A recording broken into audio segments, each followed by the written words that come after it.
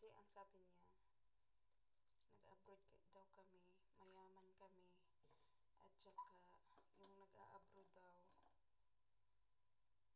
naging ano daw, naging parang nagpipiling mayaman.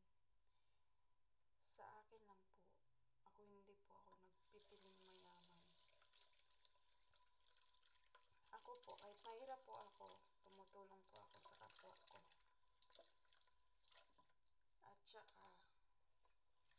At saka yung sabi niya pa is, di porket daw nag-abroad kami, parang si ano na daw kami, kung sino daw si madam, ganun, ganun. Oo nga, mga ibang OFW, may ganun talaga. Ganyan talaga. Mga ibang OFW, nagpapiling madam. Pero sa akin man, kung ano man yung maabot ko, ako, ganun pa rin ako. Hindi ako magbabago. At saka, hindi ko inano yung sarili ko na dito sa abroad, di porket malaki yung sahod mo, ganun. Tapos pag uwi mo sa Pinas, nagpipiling madam ka na, ganun, ganito. Parang ayaw mo nang tumingin sa mga mahirap, ganun. Ako po iba. Kung anong ugali ko nung una, ganun pa rin yung ugali ko. Hanggang sa pag-uwi ko. Dito sa abroad nga, magkuskus inidoro ka. Tapos pagdating mo sa sa Pinas, magpipiling madam ka. Naku po, wag naman. Ako, iba ako. Kung ano ko ako dati, ganun pa rin ako ngayon. At saka, meron kasi, yung iba kasing tao, ma-judgmental sila. Ano yan.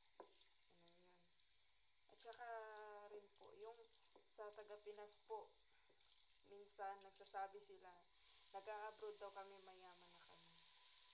Pero hindi po kami mayaman. Mayaman kami sa resibo. Yun po. Hindi po kami mayaman. Tsaka po, yung minsan may nagsasabi din na sa akin na ano daw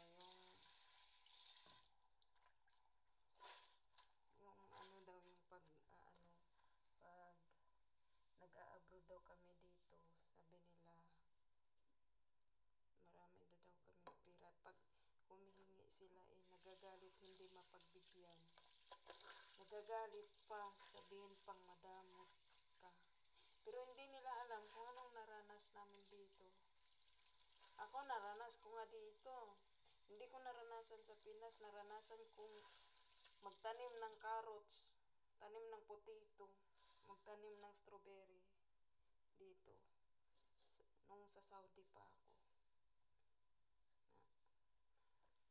Nag-ayos ako ng yung ilaw na, na kuryente nga ako, hindi.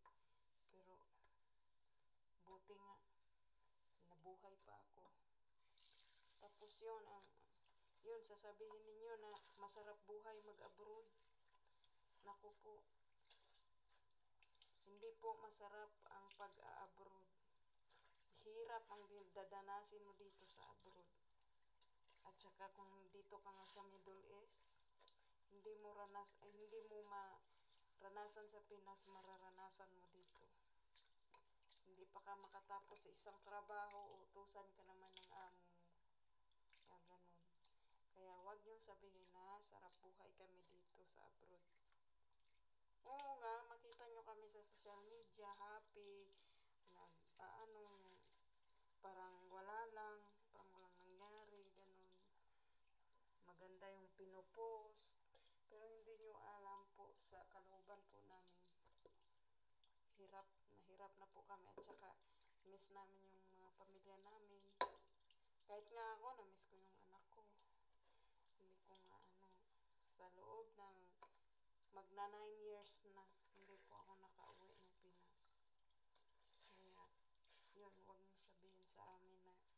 sarap buhay kami dito sa abroad.